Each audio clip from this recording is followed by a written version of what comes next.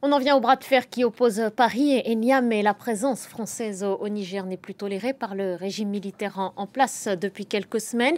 1500 soldats français sont déployés dans cet état du Sahel. Des échanges ont lieu entre armées nigériennes et françaises sur le retrait de certains éléments militaires. C'est ce qui avait été annoncé par les armées. Et puis tout à l'heure, le porte-parole du gouvernement a confirmé ces pourparlers en cours. On y revient avec vous, Gauthier Rebinski. Bonjour Gauthier, merci d'être là.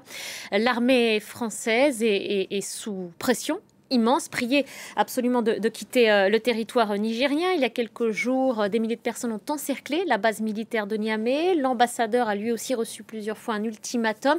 Finalement, le retrait, là, il est incontournable, il est forcé. À terme, probablement.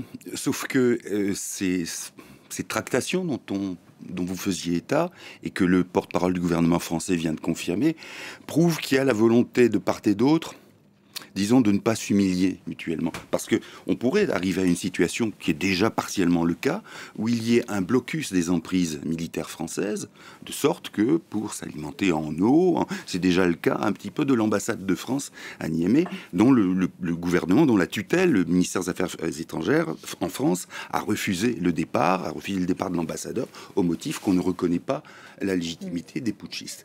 Donc vous voyez que l'idée qui consiste à dire on va discuter ambiguïté d'un retrait, d'un redéploiement, ça on ne sait pas.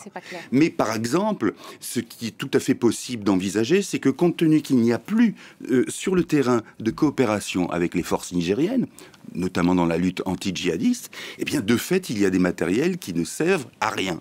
Et que donc on pourrait très bien envisager non seulement que ces matériels soient rapatriés en France, mais que ceux qui s'occupent de leur maintenance subissent le même sort. Et ça n'aurait pas l'air d'une débandade, ça n'aurait pas l'air d'un retrait. Le redéploiement, qu'est-ce qui reste ? Le Tchad. Seulement le Tchad, c'est compliqué, parce que quand la France dit, voilà, on ne reconnaît pas des autorités illégitimes, la transition au Tchad, depuis quand elle dure ? Est-ce qu'il y a eu une concertation, une consultation des Tchadiens ?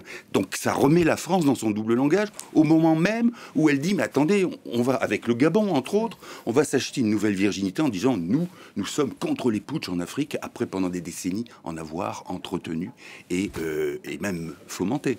Compliqué de sauver la face.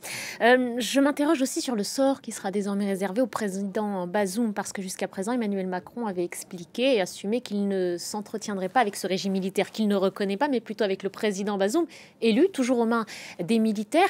Quitter le territoire nigérien ou se redéployer, est-ce que c'est quelque part abandonner à son sort aussi le président ? C'est-à-dire que là-dessus, la France a aussi une attitude ambiguë. Elle dit, au fond, nous ne voulons pas nous substituer à la CEDEAO, laquelle CEDEAO a menacé le Niger d'une intervention militaire. Et on n'y est pas. Oui, cette intervention aurait eu pour but, entre autres, de libérer le président Bazoum et de le remettre à son poste. Si la France dit on n'est plus dans ce coup-là, effectivement, on peut s'inquiéter pour Mohamed Bazoum, et malheureusement, ça ne serait pas la première fois que la France lâche, justement, au milieu du gué, quelqu'un qui l'a soutenu.